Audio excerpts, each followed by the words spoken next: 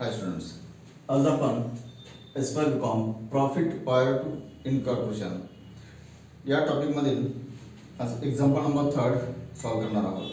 तर हे example April 2011 या एक्झाममध्ये आलेलं होतं. Pune university.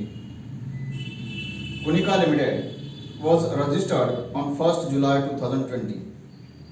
Registration date 1st July 2020 to buy over the running business of Mr. RD. Old business of the RD. Mr.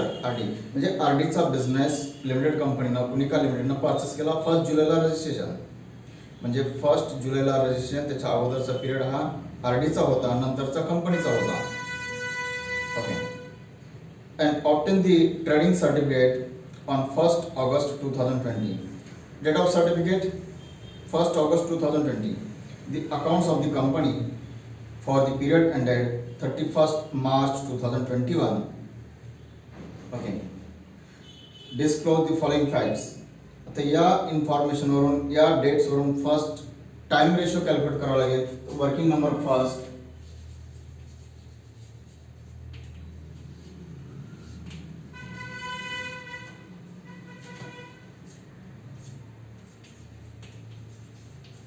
time ratio.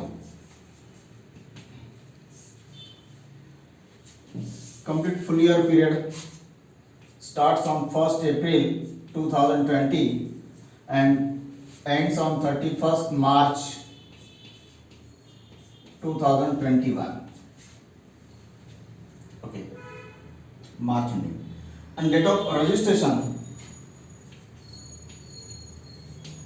Registration date 1st July 2020. That means before registration, pre-period, and after registration, post-period, in months from 1st April to 1st July. आता 1st जुलै पासून registration म्हणजे जुलै 1 पासून पूर्ण जुलै महिना पोस्टमध्ये, मग जुलैच्या अगोदर कंप्लीट झालेला महिना जून. That means April to June, 3 months. And then post period July to March.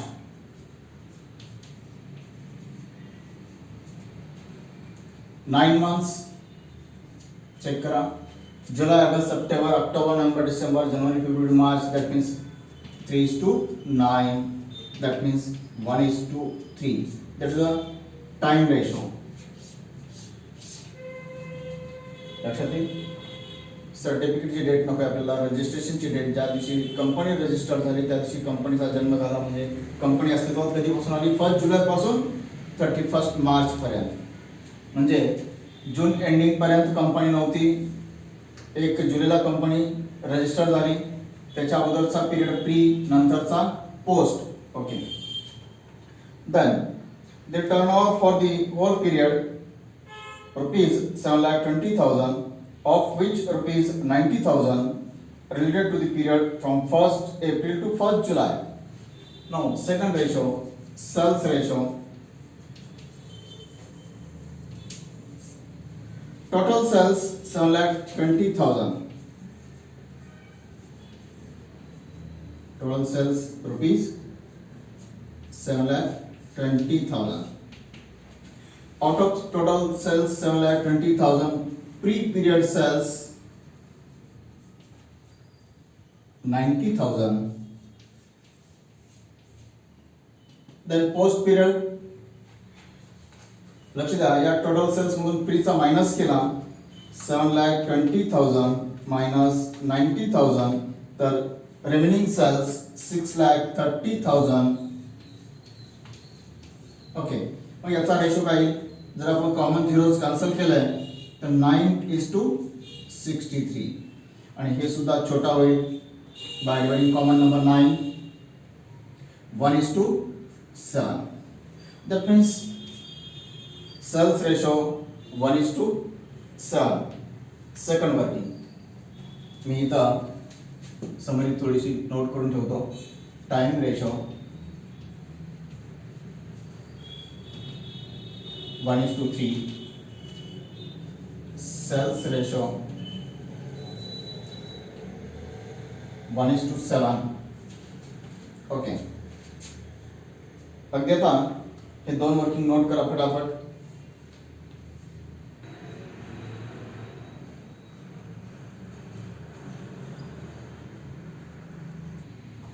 Next आणखी एक छोटंसं वर्किंग करावं लागेल. तर दिलेल्या डिटेल्समध्ये बॅड डेट्स ब्रॅकेटमध्ये information of which rupees are 2400 related to the book debts created before 1st August 2020. Okay. The total bad debts किती आपले?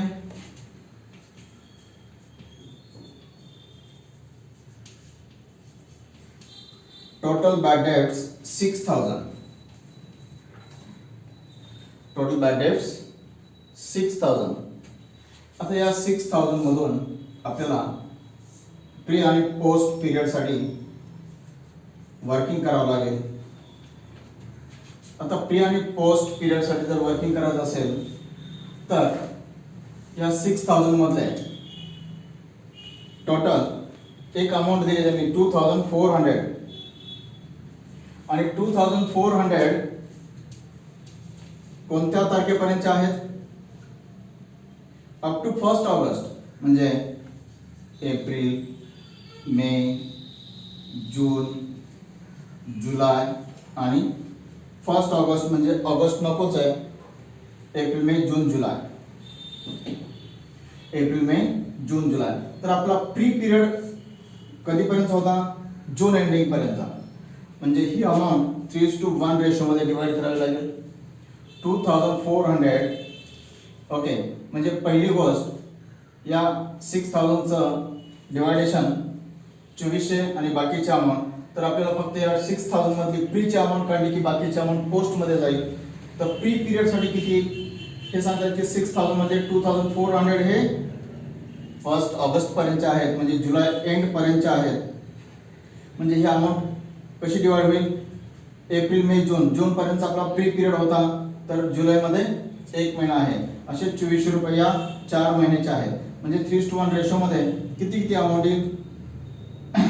याला 4 ने जर डिवाइड केला म्हणजे 2,400 इंटू 3/4 आणि 2,400 इंटू 1/4 म्हणजे किती? 600 आणि 1,800.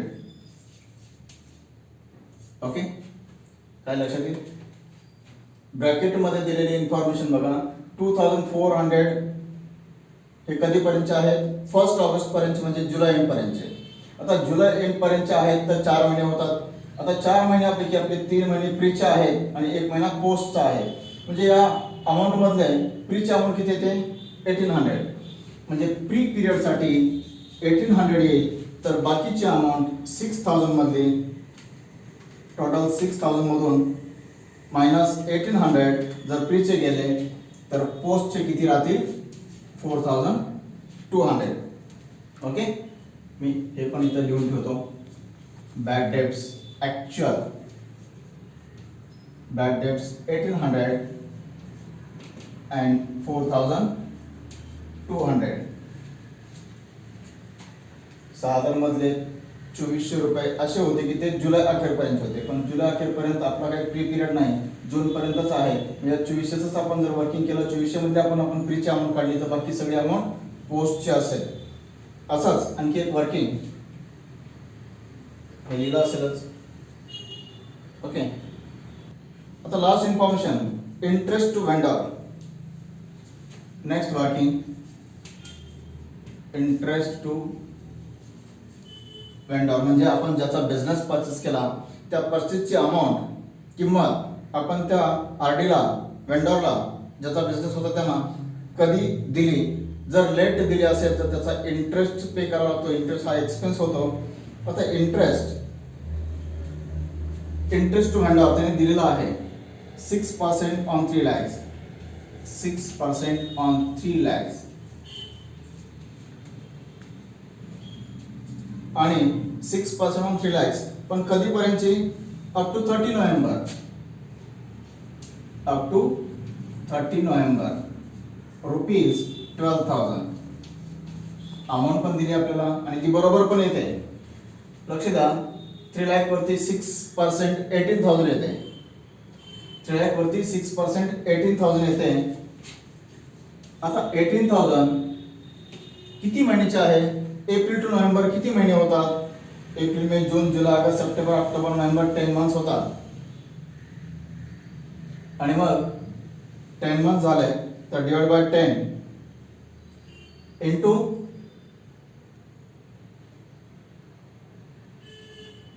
बारा रेट आपला 12 आहे, डिवाइड बाय 12 इंटू 10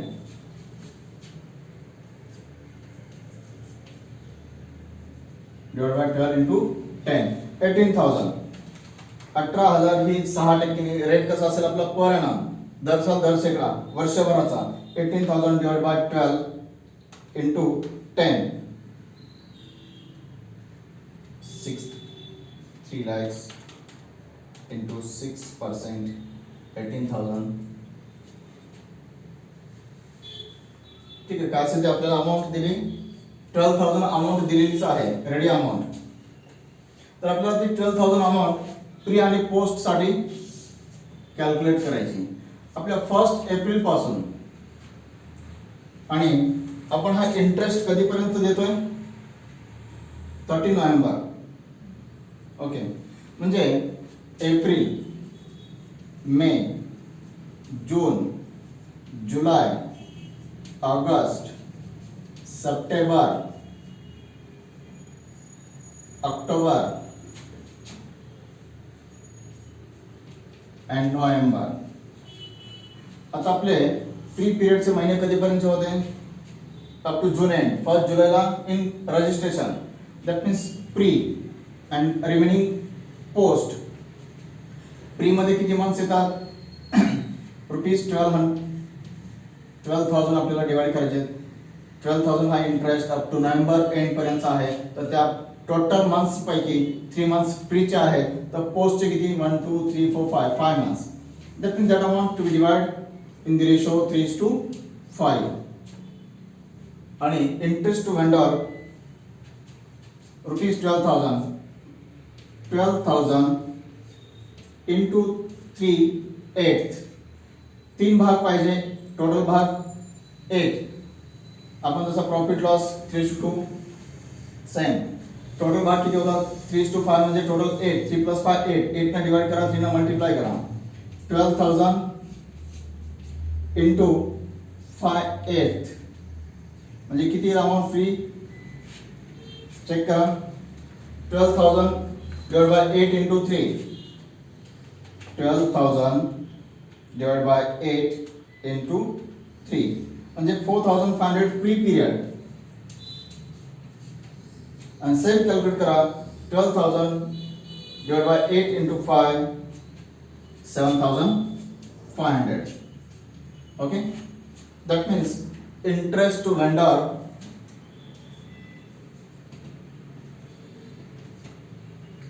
$4,500 actual दिलेल्या इन्फॉर्मेशन नुसार pre period and 7,500 for post period.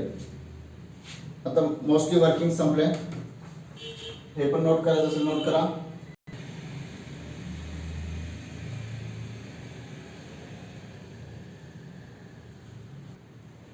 Okay, तर तुम्ही फॉर्मॅट ड्रॉ करून घ्या.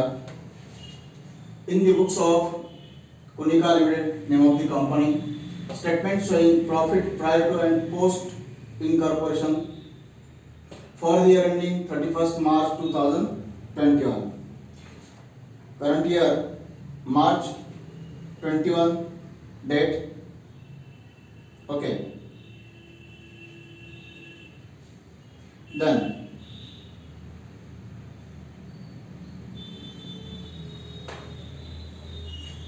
table particulars basis ratio total. Particulars basis ratio total, then pre period rupees and post period rupees. Okay, याच्यामध्ये पहिला heading income. Income मध्ये maximum 3 lines blank ठेवा, नंतर total income असं नोट करा आणि आपण टोटल करतो ते मार्किंग करा. Then expenses. एक्सपेन्सेसला पुढचा पार्ट आहे, एंड झाल्यानंतर आपण टोटल करूया. तर असा फॉर्मॅट ड्रॉ करून घ्या.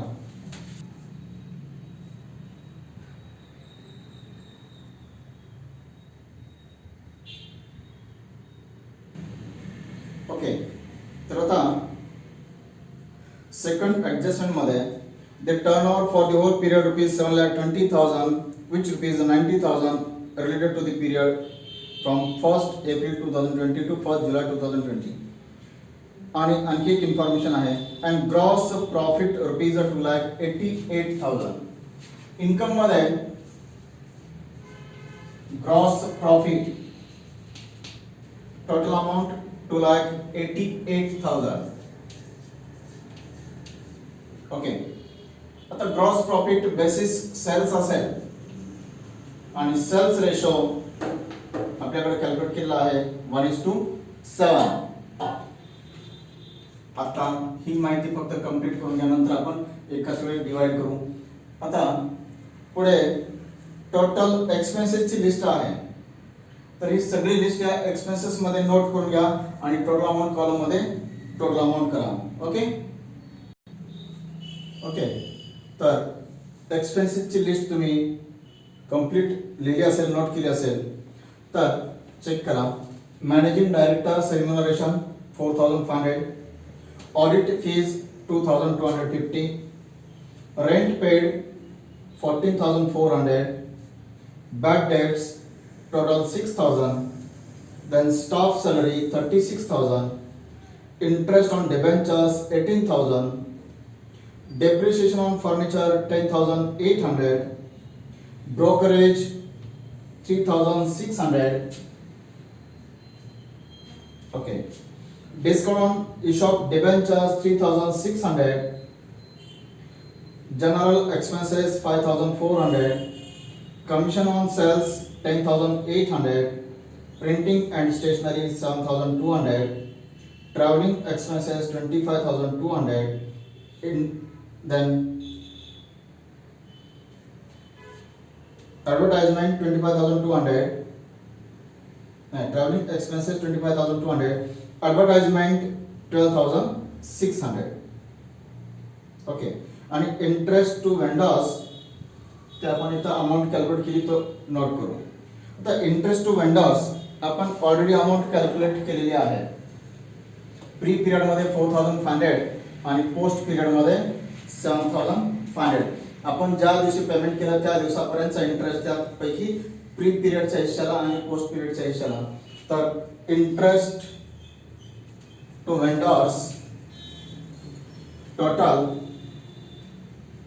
12,000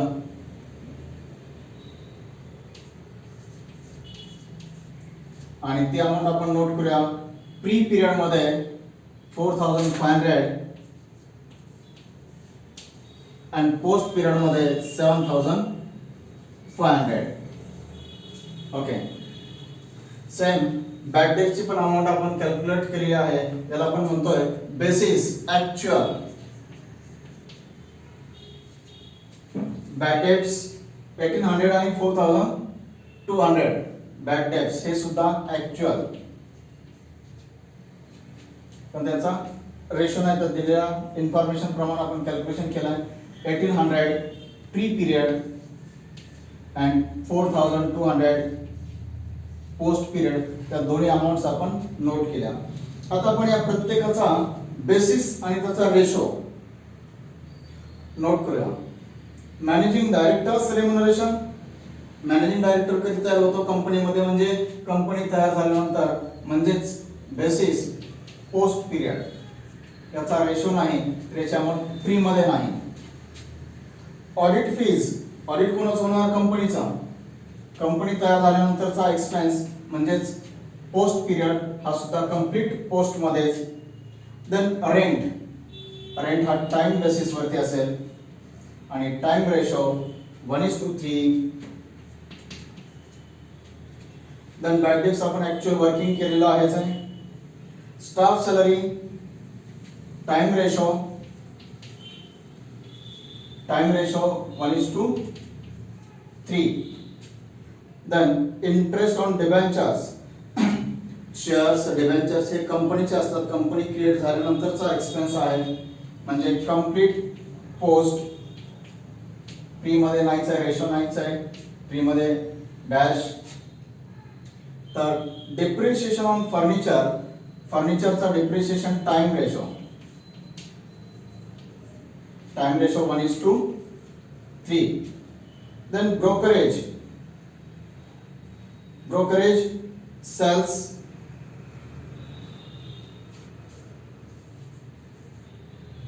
ratio 1:7. Then discount on issue of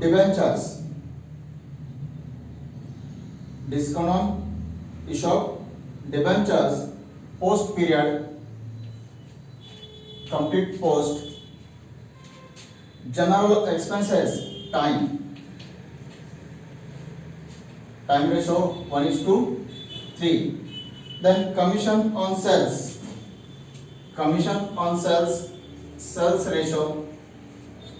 ratio 1:7 calculate केला आहे. Then printing and stationery time ratio 1:3. traveling कोणासाठी असेल, सेल्समॅन, म्हणजे relates to sales ratio 1:7. Advertisement सुद्धा सेल्स 1:7. आता हे आपण बेसिस नोट केलेच आहे, चेक करा.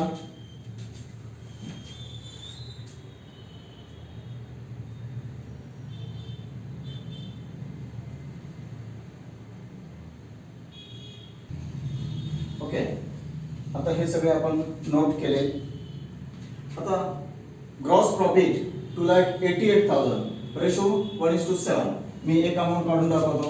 2,88,000 याचा रेशो काय, तर सेल्स रेशो 1:7 म्हणजे 2,88,000 इंटू 1/8 आणि 2,88,000 इंटू 7/8. टोटल 1 + 7 8 होतात भाग. 8 भागापैकी 1 भाग पाहिजे आणि 8 भागापैकी 7 भाग पाहिजे. तर याचं कॅल्क्युलेशन केलं 2,88,000 भागिले 8 गुणिले 1 म्हणजे 36,000 येईल. 36,000 फॉर प्री पिरियड आणि 2,88,000 divide by 8 into 7 2,52,000 post period. Cross check करून बघा या दोन्हीची टोटल तेवढीच येते का. ओके, म्हणजे pre period 36,000 and post period 2,52,000. Okay, आता अगदी असेच जो पोस्ट आहे, मॅनेजिंग डायरेक्टर सिम्युलेशन पोस्ट, तो कंप्लीट पोस्ट मध्ये 4,500. ऑडिट फीज ही सुद्धा post, complete post 2,250. Then rent paid time ratio अगदी याच पद्धतीने 14,400 ही एक अमाउंट कॅल्क्युलेट करून दाखवतो. याचा रेशो काय, 1:3. 1:3 म्हणजे टोटल किती भाग होणार, 4, म्हणून 4 ने डिवाइड करायचं. 14,400 इंटू 1/4 आणि 14,400 इंटू 3/4 करून बघा. 14,400 divided by 4 3,600 आणि 14,400 divided by 4 into 3 10,800. दोन्हीची टोटल करून बघा, चेक करा. 10,800 plus 3,600 14,400. The pre-period 3,600 and 10,800. Okay. Same calculate 36,000. 36,000 divided by 4 into 1 म्हणजे 9,000 and 36,000 divided by 4 into 3 27,000. Then interest on debentures post, complete post 18,000. Then depreciation on furniture 10,800 divided by 4 म्हणजे pre period मध्ये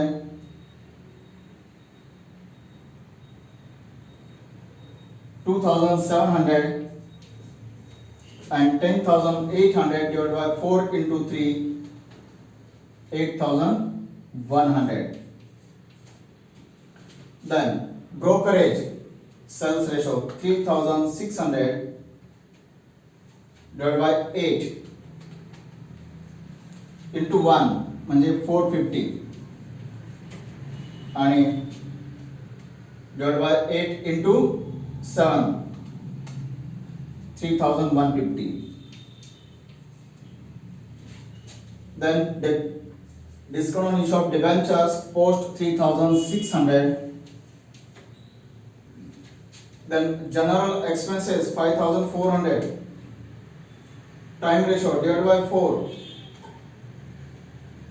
Pre-period 1,350 and into 3 4050. Check करून बघा, cross पण check करत चला, दोन्हीची total करत चला, एवढे येते का reverse. Okay. Then next commission on sales 10,800 divided by 8. Pre-period 1,350 and into 7 9,450. 9,450 plus 1,350 reverse 10,800 इथेच आहे. Printing stationery 7,200. Printing stationery 7,200 divided by 4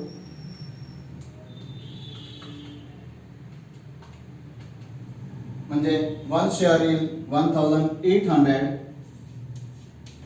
आणि into 3 5,400. Okay, traveling expenses 25,200. 25,200 divided by 8 3,150 and into 7 22,050 म्हणजे 22,050 plus 3,150 रिवर्स टोटल 25,250 येतेच आहे. Advertisement 12,600 divided by 8 1575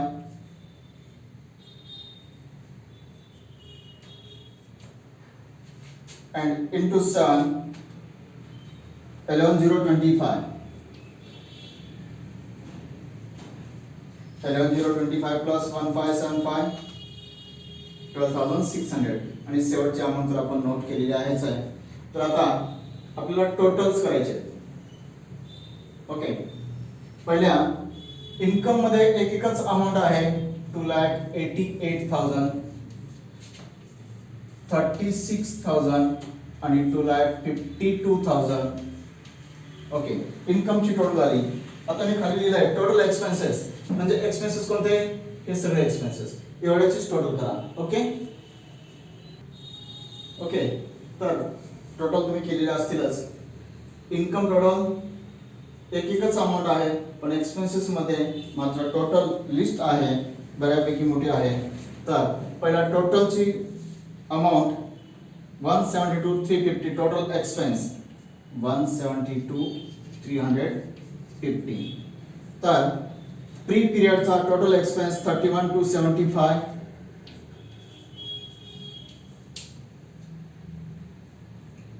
31,275 आणि post period 141,075.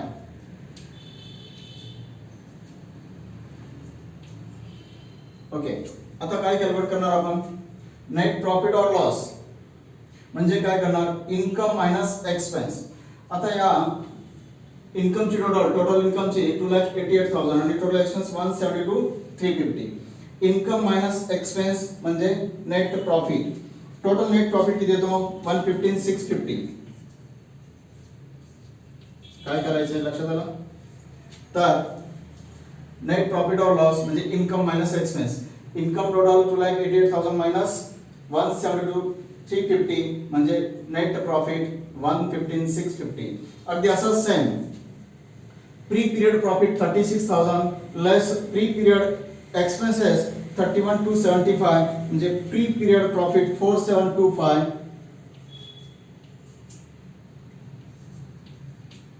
आणि post period सुद्धा same 2,52,000 minus 141,075 110,925 110,925. आता हा प्री पीरियड जो आहे याला आपण म्हणतो जनरल रिझर्वला ट्रान्सफर होतो. म्हणजे हा कॅपिटल प्रॉफिट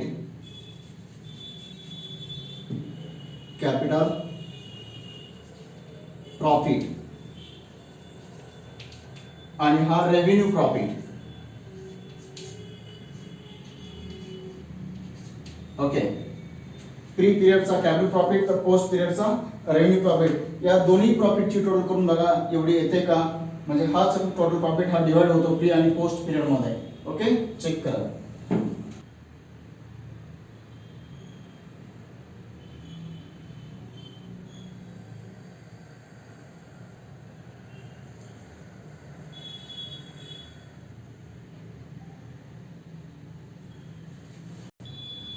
ओके, हे लक्षात येईल.